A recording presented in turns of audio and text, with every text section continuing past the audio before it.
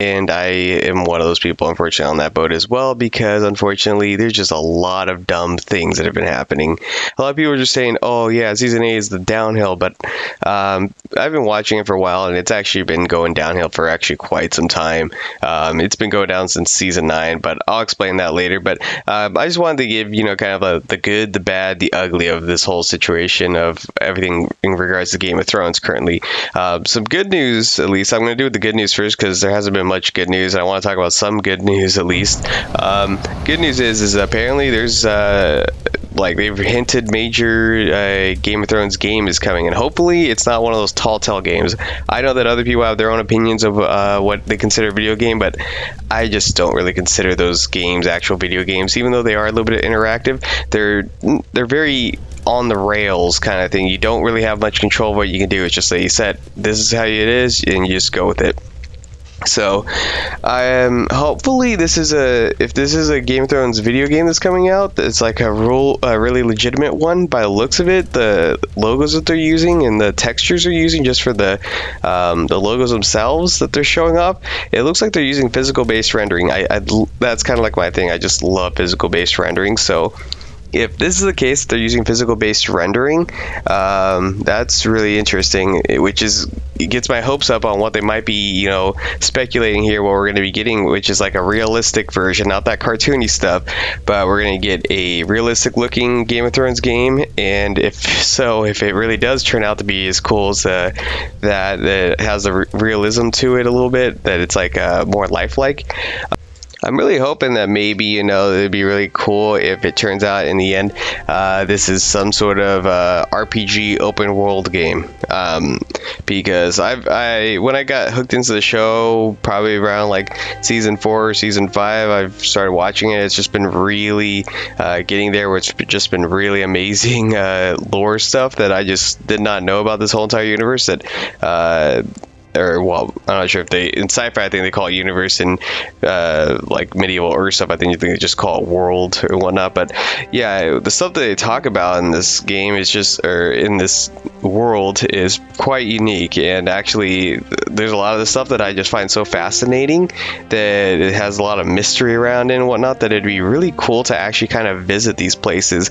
If you could actually like just roam around and just look at this stuff, you can like take a horse and travel, and you have some sort of like path that you can choose. You can be like a sellsword if you want to, and just be like some sort of merc, or you can go along different kind of paths that you can choose, kind of like maybe like a Mass Effect game, but the whole idea is that you kind of choose your path kind of thing, no like restrictions. It would be cool if they have like some sort of RPG open world element to it. Oh my god, that would be amazing.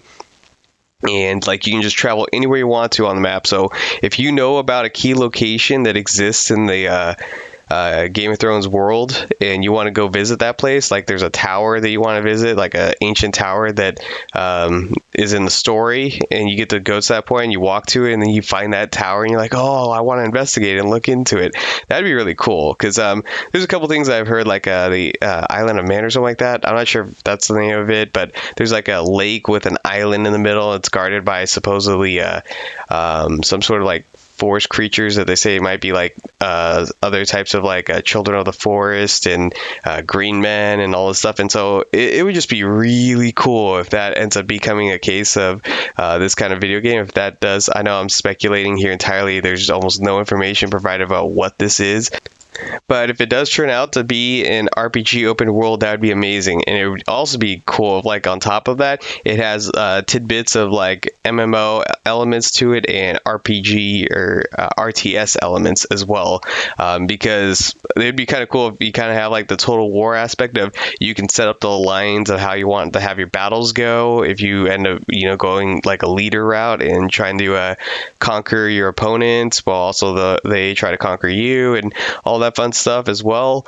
Just all sorts of little fun things that you can choose, and like, so you can have like the RTS element where you set up the lines, but then when you go into battle, you're all in first person view, and then you have to like point out and tell which your archers to shoot at and stuff like that. That'd be pretty cool. And then, again, the whole idea of exploring, because I would be like the kind of characters, like I think Arya and a few others in the books that are apparently they become big adventurers and they want to like explore areas that are just unknown. I wish we could do that, and like what would be really cool is if it's like just completely entirely open world where you can visit Westeros, Essos, Sathurios, Earthos. I'm not sure if that's the correct name, but yeah, if you look at the maps, it's pretty cool. There's just so many cool areas where if you want to go across the sea to Essos, get through if you can against all the different hazard dangers, like needing to worry about food, having to worry about the dangers of like animals and diseases and other factions out there that would kill you, like saying if you accidentally come across the Dothraki, and then try to get all the way to like what was it, the city of Ashai, I think that's what it's called, or even try to go all the way to the Empire of Yiti. But because of how massive it is, it'll actually take you time to get there. So you can't just get there on one day. It's like something that would take you a while to travel to. So it'd be something really cool. And then it'd be cool too, like you kind of like have that thing of if you die, you got to start all over again. So that way it makes the whole world make it that much more difficult. So if you want to go all the way east of Essos, or if you want to go all the way north, if you want to sneak past the Night's Watch, go into the greater north area with the lands are always winter, and have have to fight White Walkers and whites all over the place, and maybe if you go far enough, you can get to the Fist of the First Man and go on all sorts of journeys and stuff like that. That would be pretty cool. I'm just saying, this whatever this game is, it sounds like it might be fun. And if I could ever create a Game of Thrones game, that would be the game that I would love to play. And I remember back when people were all still hyped about it, around like season 5, season 6, people were still hyped about it before I left when I graduated college. I remember that was like, people were talking about if that game that I described ever existed, it would be just, people would be blown away by that. So when they speculate something about a Game of Thrones game coming out, that sounds really great. But I hope to God it's that and not a tall tale game. I don't like those games. They're not my kind of thing. Where it's just an on the rail pick your action adventure thing, where you just you pick the actions and it just happens. You don't actually get to interact yourself, move around the map and so forth. But yeah, I mean, again, entirely just whatever people want to do, and have that kind of like open world RPG element with MMO and RTS. If that ever happened, I would be that'd be awesome. And I'll go into detail with other stuff like that, about like games that I wish would come to video game series that would be really cool, that I would definitely love to buy if they ever existed. But let's get on to the other parts here. So the other kind of good part is that even though this is going to be the final season, there are going to be some spin-offs that are coming. There was supposed to be 4, then one of them got dropped, and now there's only 3, which kind of is disappointing because I had so many different speculations of what could be out there, what they could have, possibly have done. I was really hoping that there was going to be some really cool things that they were going to do, and unfortunately, the one that they supposedly canceled, don't know for sure, but people keep telling me the one that got canceled that was in the making that they decided not to go with it, was unfortunately the Doom of Valyria. I seriously that was one of my top 4 that I really wanted to see, and that was kind of disappointing that they were going to get rid of that, because it was going to be so interesting, the whole idea of like the Doom of Valyria, where there's not much that's told about what happens to the Doom, but there's a lot of speculation that happened because it's a volcanic eruption that happened, but at the same time, they said that there was magic involved that led to this. Then there's a talk about how Casterly Rock's gold also would have was prophesized to bring the doom in a way, but they don't say how. So it's all this speculation, and I always think like maybe what if in the end that it turns out that the doom of Valyria that brought down the entire Targaryen family, it was all like kind of like an inside thing that someone was trying to destroy the Targaryens and not just the Targaryens, but all the people, with all the people of Valyria. They were trying to bring down the entire thing because they controlled so much. And there's like, what if, a few handful of people helped manipulate people, the Valyrians, to go against each other and completely destroy themselves internally. So it's kind of like both the Pompeii of it's a natural disaster, but at the same time, it was a natural disaster that was also incited as well for people attacking each other, and a lot of backstabbing and whatnot that led to this thing. And it ends up turning out to be like some sort of character like Littlefinger, just people, like all sorts of people just playing each other and whatnot, and just getting people to turn on each other. And it eventually led to this, unfortunate thing. And the reason why they did it was because they wanted to hold power, but the best way to hold power is not to necessarily look like you have the power. A lot of people assume like, oh, who has the most to gain from it? So you see like some sort of empire rise from it. So people speculate they had something to do with the doom of Valyria. But what if in the end it's just a few individuals that they wanted to get rid of the most powerful army at the time, so that way that they had ways to be able to manipulate people, because it was a lot harder to control things when there's dragons and everything, and then you had this huge power structure that you couldn't control. And then if you remove that, then you have all the ability to be more manipulative, as everyone is trying to grab for power when there's a power vacuum and there's all this destruction and mayhem. Chaos is a ladder. So basically to them it was a way to benefit from it. So that was what I was really hoping for, but I guess that's not going to happen. I guess that was the one that got canceled. The other things I really hope to see, my favorites, there's going to be like three others here that I really want to see, and one that a lot of people bring up that I don't really care that much for because a lot of it's already been given away in the main story. So the one that mostly a lot of people say they really want to see, but I don't really care for, because there's going to be no surprises or anything, because you literally know everything that's going to happen because they gave all of it away in the story, is people want to see Robert's Rebellion. Unfortunately, it's given away way too easy on that whole situation about Robert's Rebellion. It's been done so many times throughout the story that they talk about it. We all know what happened. The entire story of this current Game of Thrones tells it. So not much is going to, be a total surprise to people. And that was the whole big, thing when they find out, that she actually got married, that the whole thing was a lie, that Robert's Rebellion was a lie. That was like at least, plot twist in the story. But now if we watch, Robert's Rebellion, nothing's going to come to a surprise for us. So it's not going to be like, oh my God, what a surprise. It's just like, everything, how it's going to turn out. So it doesn't really make it that fun of a surprise anymore. Versus everything else, it leaves you up and open to this whole what happened to these situations, what ended up happening. So you don't know how it's going to end. That's why you don't know what the Doom of Valyria is, what caused it. That's what everyone wants to know. So that's why it makes it so suspenseful. The things here that I really want to see,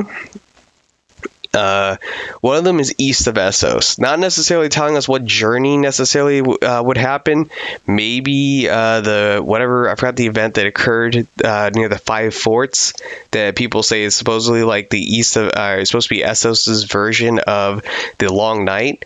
But that would be interesting, whatever that is, where like there's this whole thing about something about the Grey Waste, that there's something out there, and that they have these forts, these massive forts, 5 of them, that each say that they could store 100,000 men in each of the towers. That would just be so cool to actually see that.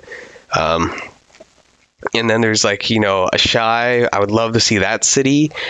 There's also Yiti, which is basically the Game of Thrones version of China, basically, with supposedly like some sort of like golden lion emperor kind of thing, which I don't know. I don't know how that all works, but it would be really cool to see that, like, because the whole thing with George R. R. Martin says is like how, like, basically just like medieval times, when things got further and further away from the map of where they were, things became more mysterious. So people, like, they describe one group of people had like half bird, they're half birds, half man, and that they have wings and whatnot. But it might just turn out in the end they may look like kind of like Native Americans, and they have I forgot which Native American tribe it is that has like a little design that they have like wings and whatnot that they wear, and so it could be something like that. That it just they call them like these winged men, but it turns out instead all it is just they are normal people that just have a certain little design where they look like they are dressed kind of like hawks and whatnot, and that's just their ritual thing. So it'd be kind of cool to see something like that,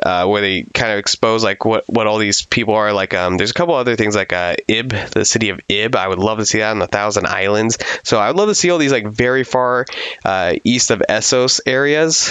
It would be really nice to see a story written about those. So you have all those cool things. You have this Chinese Asian culture, whatever they want to call it, Yiti, and their 5 forts, and their supposedly god, golden emperor kind of thing. And you have these serpent creatures on the Thousand Islands that are like that feed people to their god and whatnot. I would just love to see all that stuff. It sounds pretty interesting east of Essos.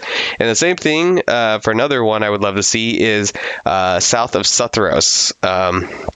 There's a lot of cool stuff there. There's the pirates. There's lots of places like Nath, where unfortunately Miss Sande, who unfortunately just recently got killed off, where she's from, where supposedly like some sort of like butterfly disease or whatever. It's pretty cool like stuff. I know it sounds weird, but yeah, there's some really cool stuff down there. That there's all these different kinds of diseases, all these like interesting diseases that would be pretty gnarly to see, that are just as bad as grayscale. They're just really bad. Like I forgot what one of them is, like a red scare or something like that, and something about like you like bleed to death, sweating blood, and it's like, oh my god, it's like really creepy stuff. And then or that you have like night terrors that you can't go sleep, and you'll wake up screaming every time. There's all sorts of creepy like diseases. Then you have also the monsters that live in Sutheros, because basically Sutheros is kind of like Africa, and so there's basically with Africa there's a lot of like creatures that are just very, very vicious.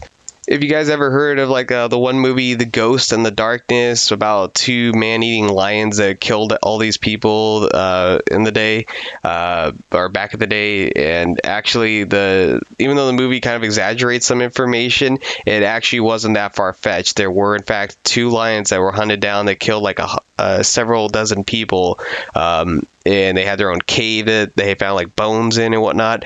And so it'd be pretty interesting to see that kind of stuff. There's supposedly like these giant apes that are so massive, and they could punch an elephant and kill it in one punch. That's how strong they are. And it would be pretty interesting to see that. So to see these kind of vicious animals. And there's I always pronounce them wrong, so forgive me for my mispronunciation of this. Virens. I like to call them Virens because it seems more vicious, but I might be wrong. It might be Wirens or something like that. I don't know how everyone pronounces it, but basically they're kind of like dragons, except the only difference is they don't breathe fire. And supposedly in some cases in mythology is that they instead spit acid out. But I mean, that's, there's that, and there's like giant bats that are also in Sutheros, and all these kind of gnarly creatures, snakes and alligators and all sorts of like really vicious creatures. And what also makes it more mysterious is like, they have the pirates and everything in the islands nearby Sutheros, but also there's some mystery when you try to go inland. There's also an indigenous tribe called like the Brindle people, I think that's what they call them. That would be interesting to see. And also there is the city called Yin, I think that's what it's called, and that one's really creepy. So basically it's like the Valyrians, they tried to settle that colony, and they tried to, they found a city there. I guess it was even before they were there, and they don't know how it got there, but they tried to settle people there, going through a river, and settled everyone there. But then when they came back, every single person was gone without a trace. So it'd be really cool to see that as an episode too. So that's the second one I would really love to see. I think that would be a really cool episode. If they're gonna do like not episode, but a series. If they're gonna do like one series of that, that'd be also another great spin-off to do.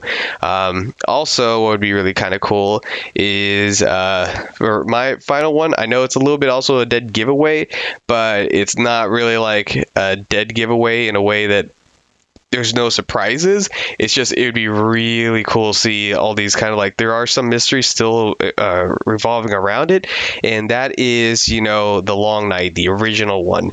See, they keep talking about the Long Night, and what we got was like a really short Long Night, but unfortunately that's because a lot of other things we're going to bring up later on this video. But basically the Long Night ends up in the old version was a very, very dark one. There was like there's a story about like how kings froze and they're sitting on their throne and all this stuff. It was like really dark. The whites pretty much took over, the whites and the White Walkers and the others and all of them. They took over almost everything. They pretty much were like non-stop. They just completely went south, going down Westeros, and they just took everything out. It wasn't until Azor Ahai shows up and actually ends it, the Long Night. But there's like so much mystery about this stuff, and hopefully they actually decide to actually be more more clever with them in that, if they were to ever do that, where they don't just they're just mindlessly going down and just killing everyone, but they kind of fit the more lore of the book version, and that there's that they actually have a purpose to them, and that why they do it, and also that they have cool creatures with them, like the actual ice spiders that are supposed to be as big as hounds and whatnot. They actually show them. That'd be creepy. Oh man, talk about people with arachnophobia. And also at the very end, watching them build the great giant ice wall that ends up later getting destroyed by the second time that the White Walkers come. But just give an idea about how dangerous these people are, and in fact give more story about them, because if you dedicate an entire series, a spin-off series to these White Walkers, kind of you can focus on how terrifying they actually were, and that they aren't just mindless zombies just trying to kill everyone to make everyone forget and whatnot, but that there's something more to them than that. That would just make it more terrifying, so that it kind of makes it realize how bad they were of a species, whatever you want to call them, that they would have basically taken over all of Westeros and made it permanently a just complete ice winter hellish hole, pretty much. But yeah, that's where I'm going to kind of end it off here. That's where I'm just going to end it off, that that is the good part, necessarily. Unfortunately, it's supposed to be 4 seasons, but instead we got 3 instead. One already got canceled. But yeah, I wonder which ones they go with. I hope it's actually cool ones and not ones that already there's no mystery involved, because I really want to see some mysteries get solved in this, like where they finally have some like good plot twists. Not like, oh, we're going to talk about things that have no mystery behind it, and it already just has like stuff like, oh, we're gonna do Aegon's conquest, where we know what's gonna happen, or we have Robert's Rebellion, which we knows what's gonna happen, so it doesn't really come to the surprise. But unfortunately, talk about no surprises is this entire season of Game of Thrones. A lot of people are just like, oh yeah, it's unfortunately really going downhill this season, unlike the others. And I'm just sitting here going, it's been going downhill since season 6, episode 9, with the Battle of the Bastards. That season was like not necessarily the worst, but you started showing that there was a loss of creativity. And we started noticing just a lot of problems like plot armor and Deus Ex Machina, and just lots of stupid decision makings that in previous episodes in past seasons would have been basically the person's mistake that would end them. Basically, you make one mistake, it's over. Ned put his trust in Littlefinger, it was over. Rob, didn't keep his word that he would marry one of the Frey girls. Instead, he, couldn't get his mind out of his pants and ended up marrying some other girl instead, and that cost him his head. So yeah, that would be interesting to actually see some actual, plot twists, but we're not really getting that anymore. Everything is pretty much all predictable ever since season 6 episode 9. I think that's the one with the Battle of the Bastards. That's where things became kind of like what, like seriously, he should have known that. I know as much as he wanted to save Rickon, he was gonna die anyways. It was obvious that Ramsay was never gonna let him live. So the fact that he blindly ran out there in his horse, that he could get much further than Rickon could, and that also then when Rickon gets killed, he gets so mad he charges at Ramsay, and then they shoot his horse down, and it's like he went way too far up to the line for his men to have shown up on horseback to save him from the Bolton's horsemen. It's just that just seemed like that was already like, what the hell? But you know what? Sure, maybe he didn't get on his horse and chase down Rickon soon enough, so maybe actually was a lot closer. Rickon was a lot closer or whatnot. All this stuff, but it's like, okay, fine, I'll let that one pass.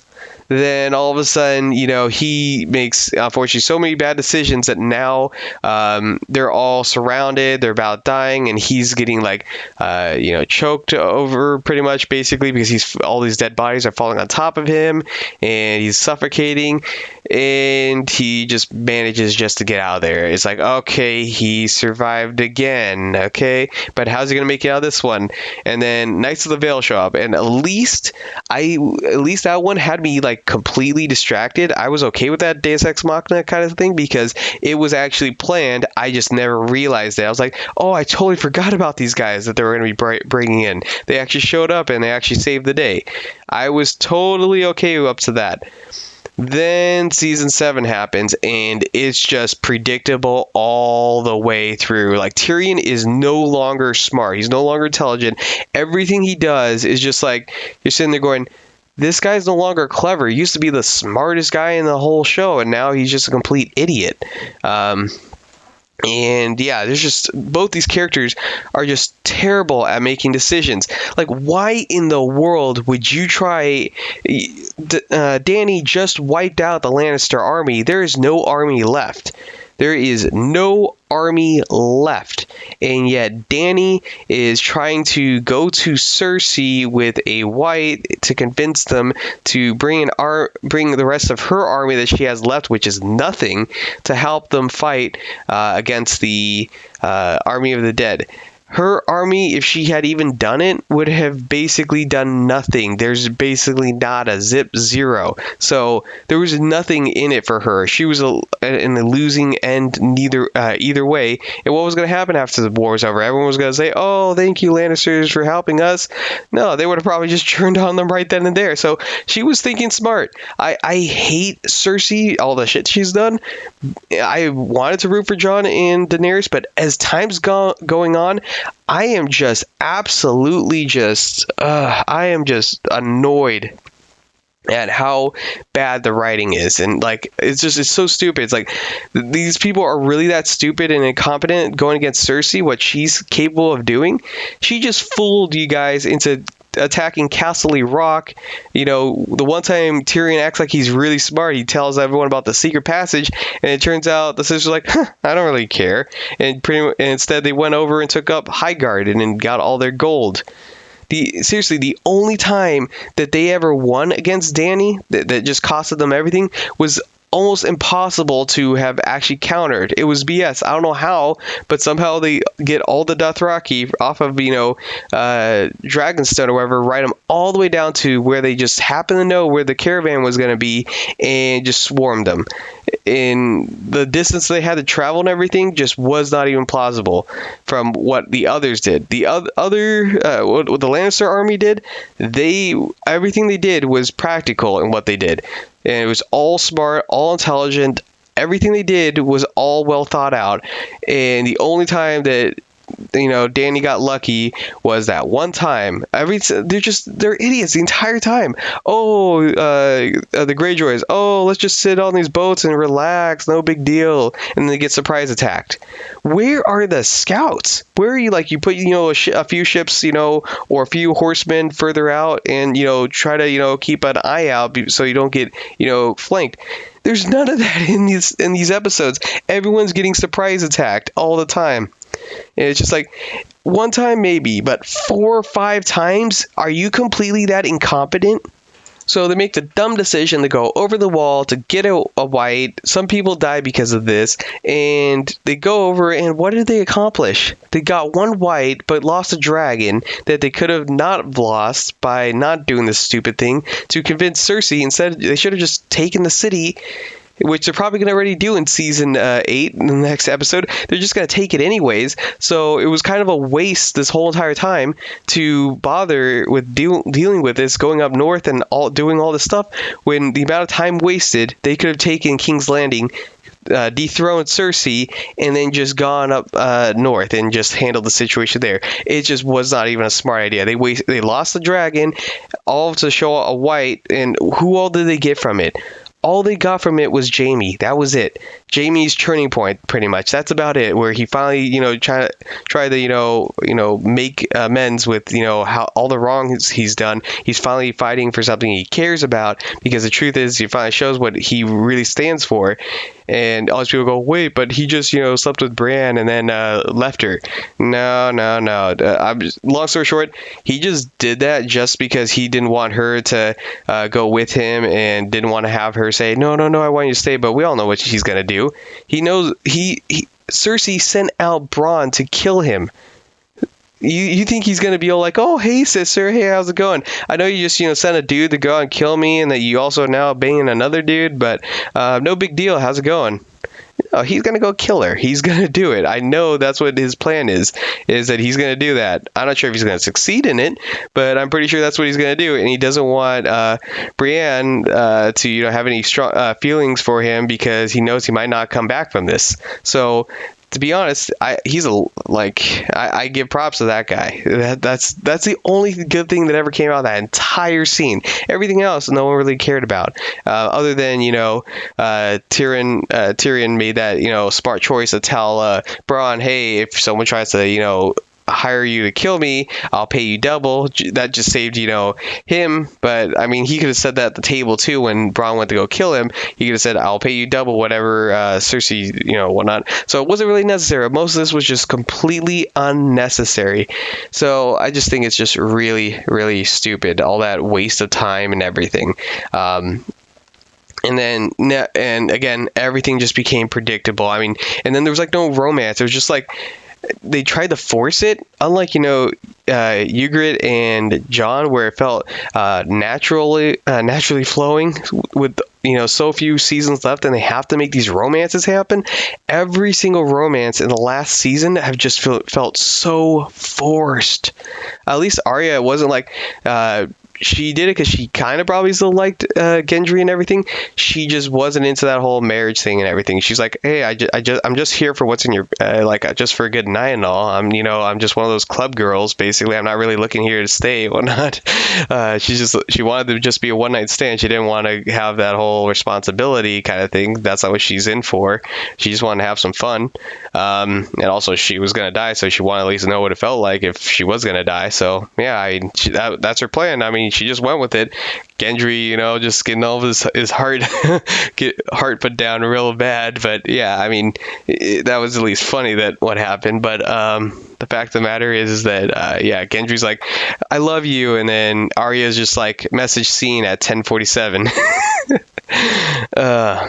But yeah, that's the rest of the stuff is just the storytelling is just downhill. The romances are just so forced. Bran and Jaime are just so forced. The the Danny and John thing, they didn't even feel like they ever actually really liked each other. They were just like, hey, I'm King of the North, hey, I'm Queen of Dragons, I mean, what should we do? This boat's gonna be a long ride there. Oh, I don't know. It wasn't even like clever. It was just, oh my god, it was just like so forced on every single one of these. So it didn't really feel like it was natural at all. And then the storytelling, as it kept going on, felt like it just kept dropping. And I'm gonna say this right now, the ugly part of this, that I'm so tired of people like defending George R. R. Martin on this, because he's the blame too on this. George R. R. Martin tries to go off and claim that, oh, this is not how I wanted the show to go. This is not how I wanted the finale to go. And I say to that, bull. He said before the whole outrage with everyone getting mad with episodes 3 and 4, he was actually saying around the time that season 8 started, he said, oh, the ending of the final series TV show will end similar to the books. Now all of a sudden he's changing his saying. Now all of a sudden that everyone else is getting mad at it, it's him going, oh shoot, they're getting mad at D&D for the way that they've been the publishers or whatever, how they directors, how they've been handling the situation. So I need to cover my butt and before people look at me and go, hey, how much responsibility do you have in all this? Because the thing is, he's been giving them the spark notes. Basically, he's been giving them the major plot points and telling them how it's supposed to end. So the fact of the matter is the fact that he's telling them how it's supposed to end, and they're not the directors. It's not their job to do screenwriting. That's not their job. Directors are meant to take the information and make it happen. When they don't have any source material, it's kind of hard to do that. It's almost impossible. So basically, George R. R. Martin is a little bit responsible here. Actually, a lot more responsible. When I left college after graduating, he was supposedly like right around the time they were still wrapping up season 6, he said he was almost done with the books, that he was almost finished with it, that he would have it done. Here we are at season 8, about to finish, and he's still not done with his books. He has had over 3 years to get this done, and yet he still has not gotten it finished. So what has he been doing? I'm just getting a little frustrated. It's hard to keep focus here. But what has he been doing with all his time? What has he been doing for 3 years? And what I have to say to that is he's been on Twitter posting about political crap that does nothing. Again, I don't know why people post on Twitter and think that it's going to change the world. Like, I'm going to make this one post on Twitter and it's going to go viral and it's going to change the entire world. He writes the books of Game of Thrones and he thinks that someone writing a thing on the internet is going to change everything. No one cares. No one cares about people's political opinions. So he needs to stop this whole thing about, oh, I don't like what Trump did here, did this.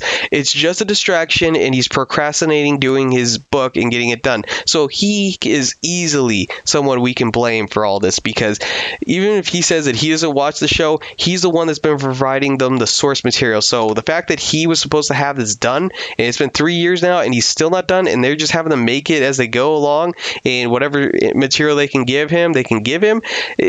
Basically, George R. R. Martin screwed them on this. So basically, he's not innocent at this at all. He is held responsible for the fact that he gave them almost nothing to go off except for the major plot points, which is why everything feels so sped up, and they go, okay, then they go here, then they go here, then they go here. That's why all of a sudden, you see in that one episode when they go over the wall to get a white, the amount of time that bird had to fly to get to Dragonstone from the wall and those dragons to get to where John was, the amount of speed that they would have had to been going at would have had to been like, someone said, like you would be going like at the speed of sound, basically.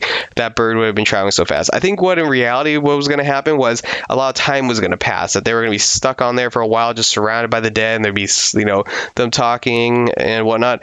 But the fact of the matter is that that's been just one of the annoyances, that they have to speed everything up now. They probably would have done so many more seasons if that he would finish his damn book, but they're kind of like, oh, we're kind of stuck here, and we're surpassing it, and it's kind of running out of ideas, and it's losing its creativity. So we're gonna have to start wrapping everything up in season 8. So chances were they were probably gonna make the long night go a lot longer than that, but they had to wrap it up. They were probably gonna do the season or the whole battle of King's Landing a lot longer too. The lead up to that would have been probably another entire season after that, but they had to wrap it up. So actually, even though there is some parts that we can blame David and Daniel or whatever their names are for this whole mess, some of it is stuff like the dragon getting shot down. I'm sorry, but didn't the books say that it was hard, that a dragon's like body itself was already strong enough that it could withstand scorpion shots or whatever, javelin hits to it, and that only one time in the recorded Game of Thrones book that a dragon ever got shot down by a scorpion or a ballista, and it was a lucky shot. And then yet it was a lucky shot that happened to hit a dragon in the sky and get him right into a weak spot and kill it and whatnot. But yet here we are in freaking season 8 episode 4, where a freaking three javelins hit their mark, one in the chest, one in the wing, and one in the neck.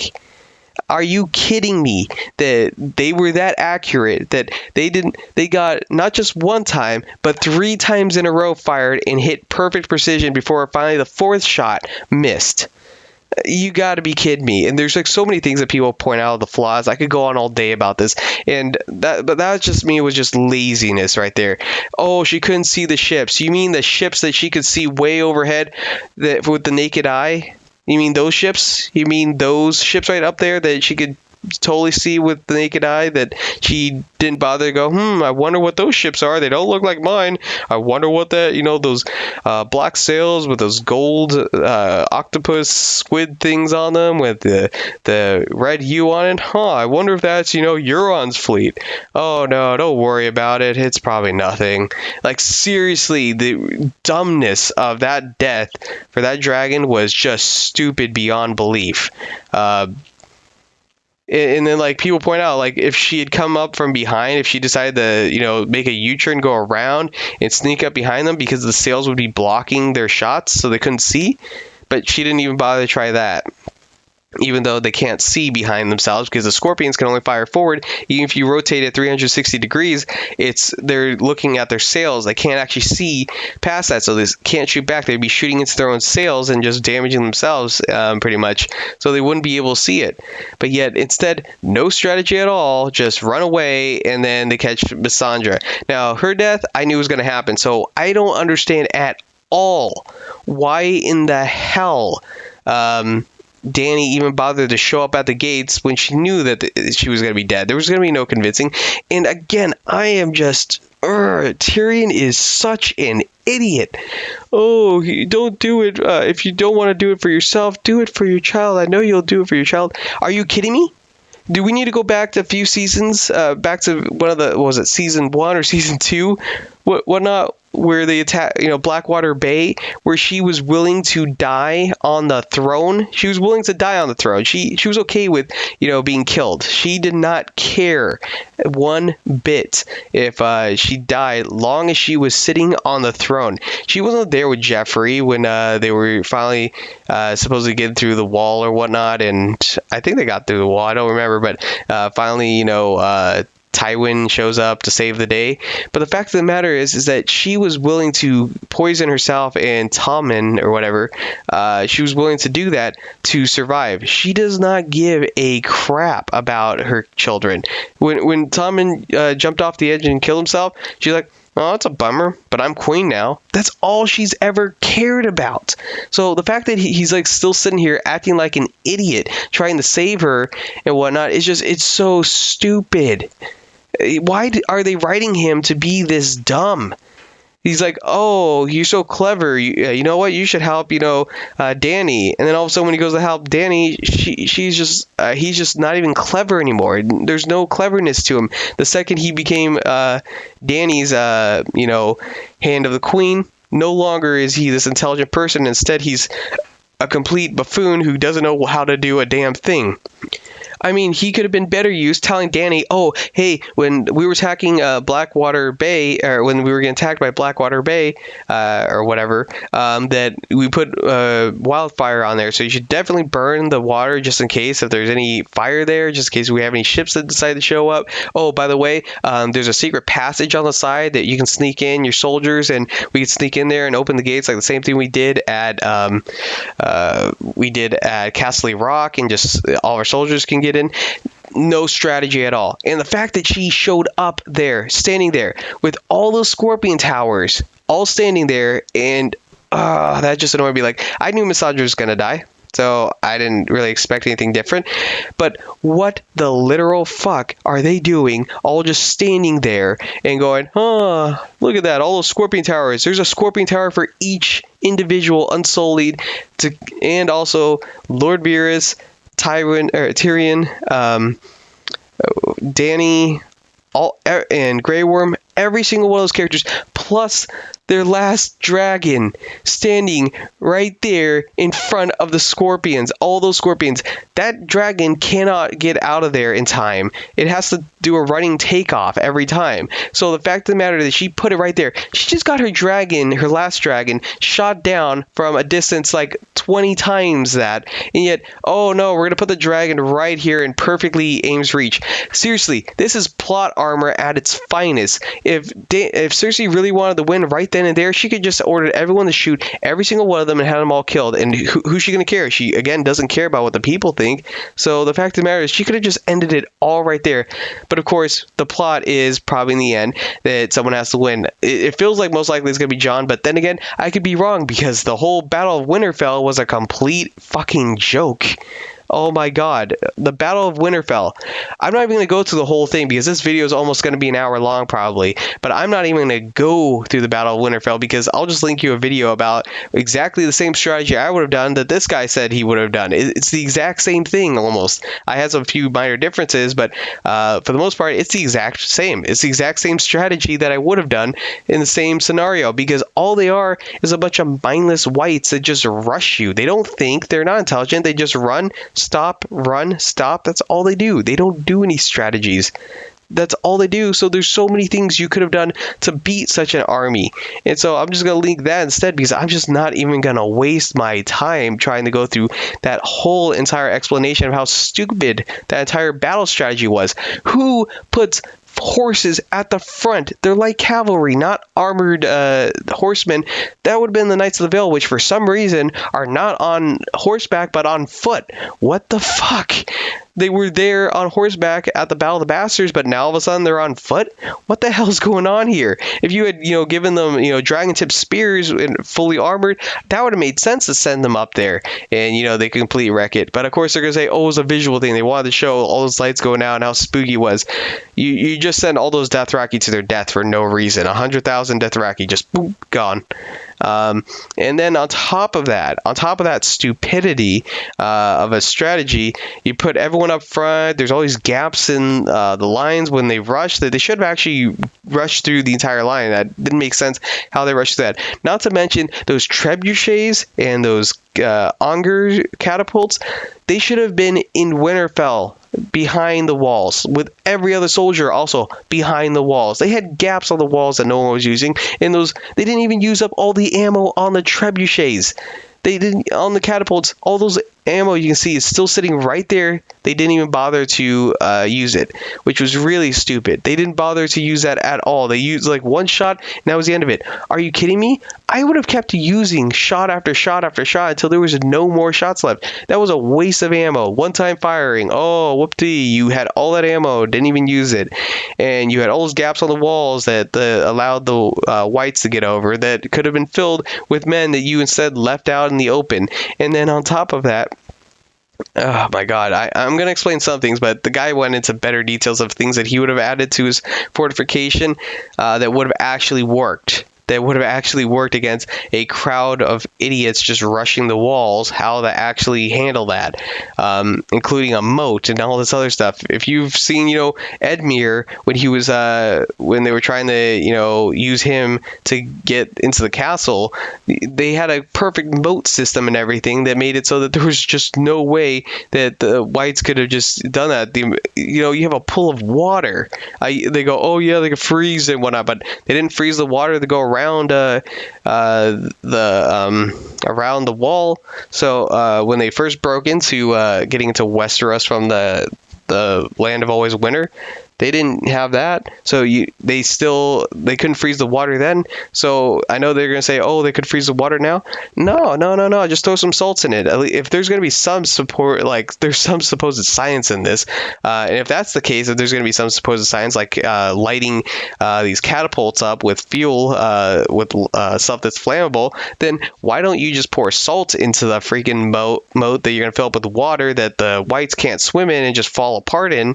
And yeah, it basically would have meant that they would have just fallen apart, and the salt would have made it so that the water can't really freeze that well.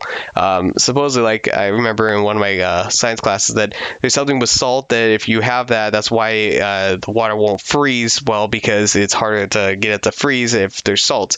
That's why they also tell you, like, I think, to pour salt and stuff on your driveway and stuff like that. But yeah, it makes it harder for water to freeze if you have salt, supposedly. So I would have done that too. I'm not sure, obviously they're going to have, salt shakers out there, but the fact of the matter is they could have used a moat system of sorts, and they could have used so many other things. I would have had those archers, for some reason, that weren't shooting when all the whites up. I would have told them to keep shooting, even though fire arrows aren't a legitimate thing. If they're going to exist in the Game of Thrones world, I would have told them to keep firing. They're standing still. What happens when you shoot one white that's standing still next to a bunch of others? They're all going to start catching on fire. Didn't do that. They didn't start doing that. They started firing afterwards when we start running across, and they're all separating. It's just, there's so many dumb decisions. And then just completely throwing out the prophecy of the whole thing they've been building up about Jon versus the Night King, about that Jon would have been the second coming of Azor Ahai, and whatnot. They had everything there too. That's what really pissed me off. They had a person that could light the sword. They had a person that had the original sword that supposedly ended the long night, the Lightbringer that Davos was carrying. He had it, but yet all of a sudden they just decided to throw that whole thing out the door and say, no, it's going to be Arya that's going to do it. After supposedly all this thing about how, the long night was ended by the burning sword of the Lightbringer and whatnot. Nope, just throw that entire story out, and it's just going to be Arya just sneaks in and does a little bait and switch with her hands and just call it a day. When what really should have happened was that there was this whole thing of when she said she was going to die, that she didn't just willingly just take off her necklace and die. Then she told Jon that she had to be stabbed by the Lightbringer, and that her death would bring the sword to life, and that it would glow with fire, and then he would have a one-on-one fight with the Night King, while all the all the whites are just standing around holding position right next to Bran, and that they're both fighting at the tree, and that Arya instead helps Jon get to the Night King by using that special weapon that she had designed to take out the dragon, and then using that special weapon to take out the dragon also takes on all the White Walkers and just kills them all. So it really still fulfills her prophecy of shutting the eyes of Blue Eyes forever, because she's killing a whole bunch of White Walkers at the same time that Jon's duking out one-on-one, and that he would stab the Night King eventually in the heart, where Melisandre would tell him that that's where he has to stab in order to kill him, because that's where the piece is that would actually kill him. That D&D said that that's how he was supposed to die, which is supposedly how it happens, because everyone thinks that Arya stabs him in the stomach, but in reality, if you watch it, she stabbed him in the chest, and she said, that the Valyrian still has to touch the dragon glass in order for him to die, and stuff like that. That was just so dumb that they just that like somehow Arya, who had no idea that was where she was supposed to aim for, somehow just did it perfectly fine, but yet all of a sudden, they can't, make a more reasonable death with Melisandre, that was her special thing, to tell Jon that was how they kill them, and that they do that and they all die, and at least that would have made it more acceptable, and that Theon didn't just willingly run up there and die. I was, not that, disappointed by his death, but it would have been cool that if he ran up there, he did the bait and switch where when he ran up there, he willingly knew that he was going to die, but he fooled the Night King, so that Night King stabbed him, and then when he falls to the ground, or goes to fall to the ground, instead he stabs the Night King in the hand with a piece of dragon glass, so it affects his hand, so he can't call upon the whites who are all just standing there, so he wants to send the whites to kill Bran, but he can't because they're all just mindlessly just standing there now. It would have just been cool if they had some actual things to show, and they had some more character in it. It's just I could go all day about that, but it felt like they just completely threw the prophecy stuff that they've been building up for several seasons now that George R. R. Martin wanted, and instead just said nah, and just threw that whole entire prophecy thing they set up just right out the door, just threw it all out. But yeah, I'm just going to link the video because I'm not going to go through the entire thing of what they could have done, where it had so much strategy to it, and it would have been way more epic than, Helm's Deep from Lord of the Rings. That battle was not even close on par to Helm's Deep in terms of how epic it was. It just was not even close. It wasn't even like they just let the enemies just come up and attack them. They didn't even have a strategy. Even the in Lord of the Rings, the orcs or whatever, when they attacked with even mostly rushing, but there was still strategy, still something, but it was just nothing. It was just oh no, what are we gonna do? It was just so stupid, and just the only difference on this guy's video that I would have done differently is I would have had those Dothraki instead, either after they finished doing their little runs back and forth that he had going, I would have had them sneak around the tree line with dragon glass weapons, sneak around and just flank the White Walkers that are just standing there that we've known in the past just don't engage, because they only engaged at the beginning probably when they were smaller forces, but now that they're so massive, they keep their forces back because they know that if they die, that they lose all those whites. So they are somewhat intelligent, knowing that they don't want to engage, because if they die, then they end up dying too, that they lose whole chunks of their army. So instead, I would have sent those guys sneaking around through the woods and surprise attack them. They would have never seen it coming with dragon glass weapons, while all the whites are just forward attacking.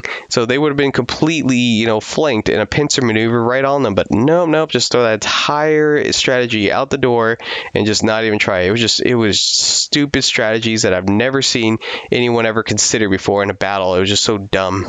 But it really makes me have to ask here that, seriously, it looks like, Cersei's the better leader. I'm starting to side with her. I mean, really, these good guys just seem to be completely incompetent at doing anything. Jon just sends Northerners and wildlings to die in the Battle of the Bastards in the stupid, most reckless behavior over emotions. If it weren't for Sansa with the Knights of the Vale, he would have been done for. He lost a giant that he could have had to help him. Instead, lost that. And then when it comes to, when it comes to Dany, she just, oh yeah, we'll send the Dothraki in to go and die. That's really stupid. Even Melisandre showing up to, at least have some fire to help him somewhat. Dany was about to send them out there with literally nothing but weapons that had literally no capability of doing any effectiveness at taking out the giants or anything, nothing. They were just going to run out there with they're curse words, I forgot the names of them, and just going to have them just run out there and use that. Are you kidding? That was her strategy? And this person wants to be the ruler of Westeros when they have that as a military strategy?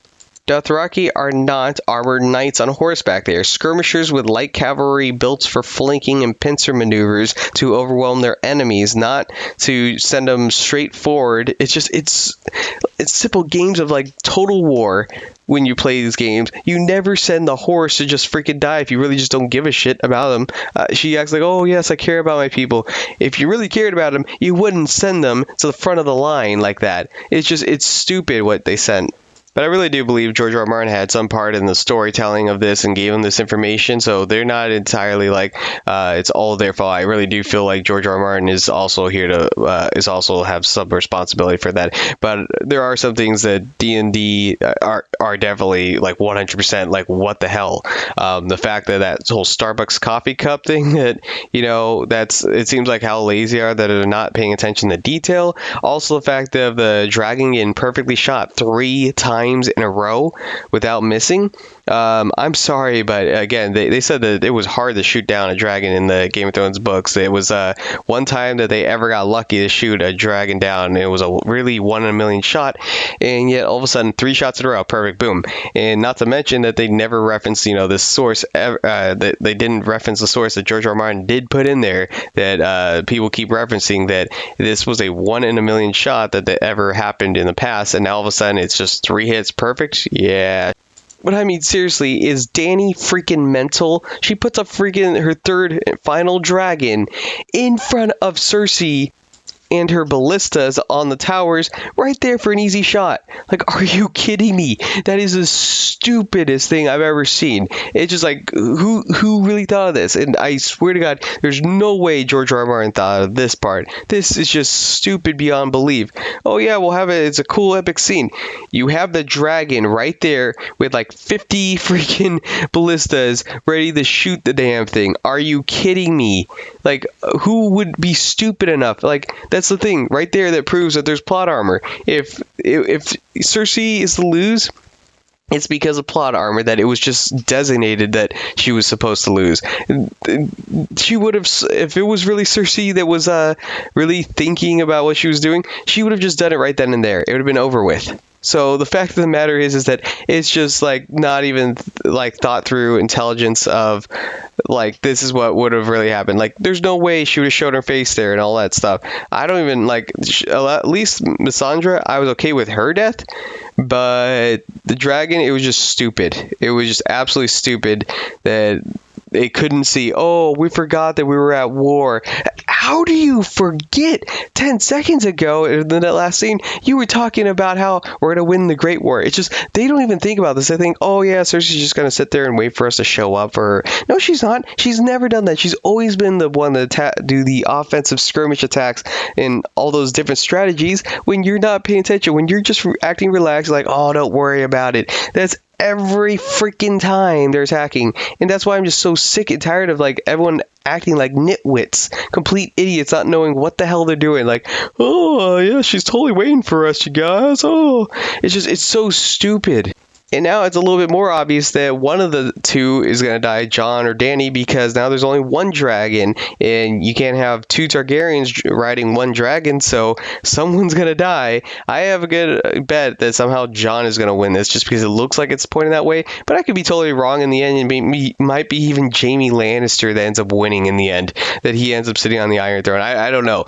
So that would be like the least, likely thing that I would be surprised by, but still be a complete plot twist. But all the others, if it ends up being Dany or Jon, I wouldn't be surprised. If Cersei ends up winning because everyone's incompetent and she ends up, the stories about how a queen has to rule her country and show how to keep control when you got rebels running around disobeying and defying you, and how you have to keep order, that wouldn't surprise me as well at this point, because they're complete idiots, and Cersei's proven herself that she's more intelligent than the both of them combined. The entire time Cersei has been doing this, she's been playing the opponent's vulnerabilities and using it to her advantage. She has constantly been able to pull off the impossible because she's always been thinking of smart strategies that the others aren't actually thinking about. Trading her Casterly Rock to take Highgarden to get the gold, because who cared about the Casterly Rock when you could take all the food away and everything? It would have been a pointless battle. So they lost in the end. Even when they took the castle, it wouldn't have meant anything. So it basically backfired. She even knew how to manipulate everyone that comes to the Red Keep so that way she could keep the castle safe. She's thought of all this stuff through. She always thinks of everything through. Well, these other two go, oh, we were at a war? I didn't realize that. It's just the stupidity. I mean, Dany says, "Oh, they're just like her. Those dragons are just like her children," but yet she seems to not really give a damn that much because she just keeps flying them mindlessly into getting killed every time. She seriously just. Oh, that is just frustrating every freaking time. It's just there was no reason to go over the wall there because Cersei was never going to be convinced. So you could have saved a dragon there. You're flying those dragons.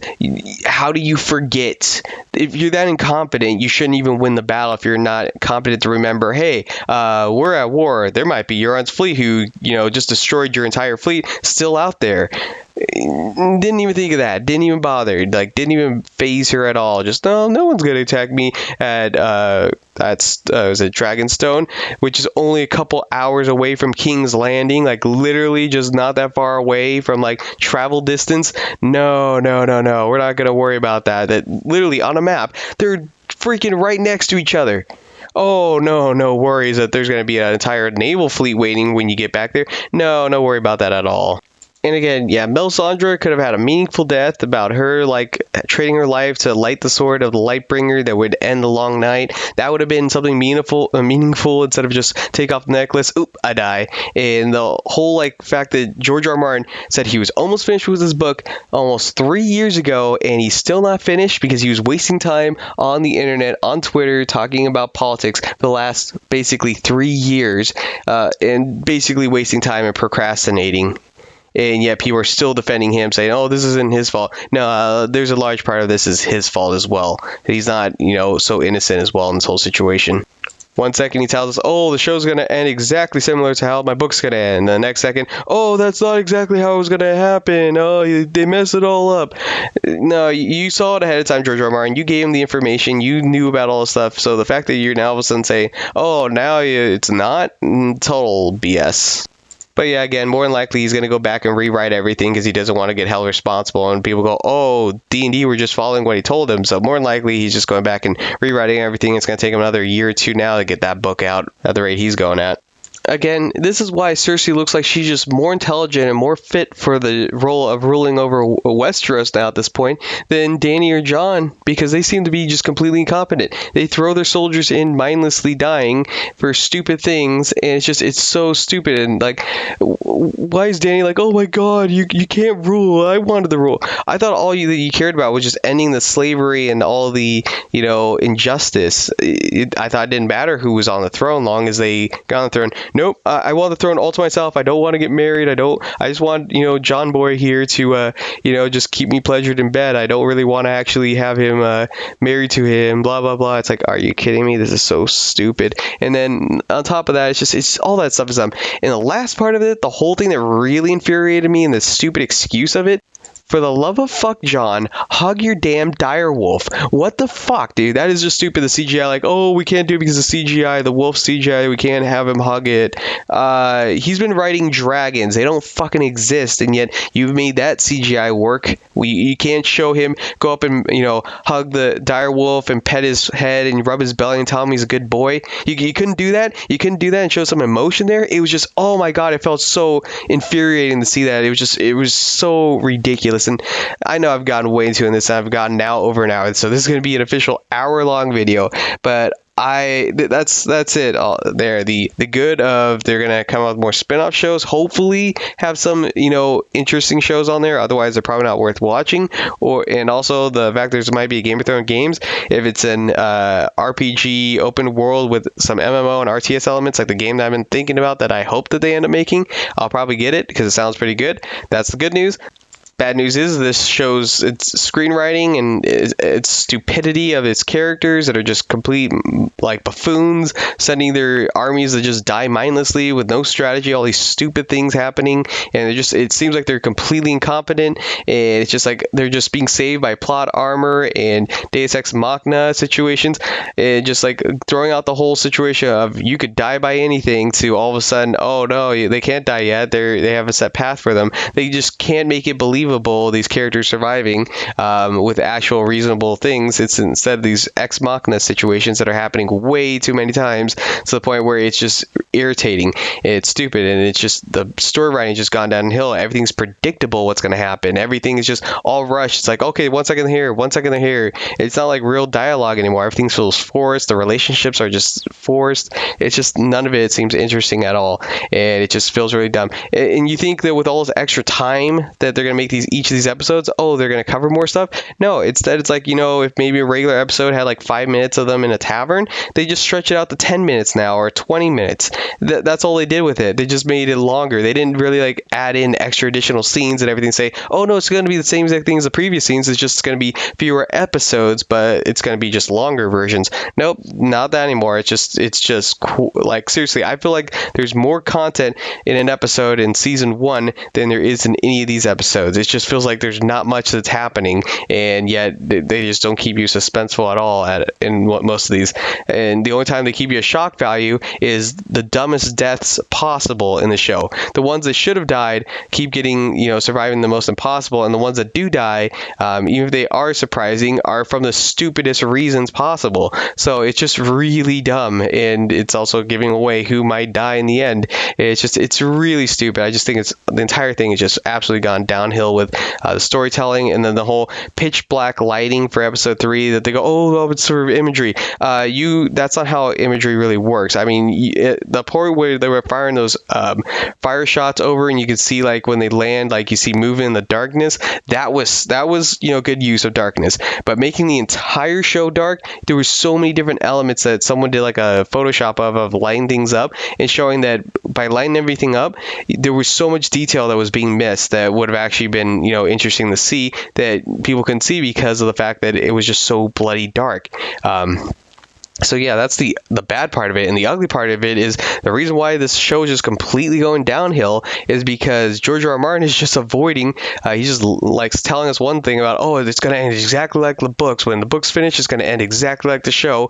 And then in the end, it turns out he's not, he's changing his story to avoid any responsibility. And it's just, the fact is they're running out of source material. And the reason why the show is pretty much coming to an end is because of the fact that they have nothing to go off the source of, because George R. R. Martin won't, get off his damn Twitter, stop posting about politics, and just finish the damn book. I mean, it's not that hard. This guy, it's just unfortunately he made big on one book series of making it into a show, and now all of a sudden he's just gone crazy with it. So now he's not even really focused on making anything. He's just so focused on just sitting on Twitter and not finishing this final book, which would have been great. But yeah, that's just ridiculous. So anyways, I'm just going to wrap it up here. I'm done, you guys. I'm not going to do that whole rate, comment, subscribe. Don't even bother with that. I'm just going to wrap it up here. So anyways, I hope you enjoyed it. If you don't like what I have to say, you disagree with me, totally just write down in the comment section, let me know. I think there's going to be some people obviously are going to disagree with me, and that's fair. And of course, some people are going to criticize how long this video is, and yeah. So anyways, I'm just going to wrap it up here. Again, I am sorry for anyone that wanted to see a Halo video. Some unfortunate information that I found out while making the video for my controversy videos contradicted some of my earlier stuff that I found. So basically, I had to go back and redo a bunch of stuff. So hopefully I'll get it out next week. I really want to get this out because I don't want to do any more of these off-topic ones. I'd like to do as few as possible, but yeah, I was really pumped up about this thing, and I found out I couldn't even finish my other videos I wanted to do to get that out. So sorry about that. Hopefully, though, at least this has some conversation and we can talk about that if you guys want to. If not, hopefully next week we can have something better. Anyways, you guys all take care. Peace.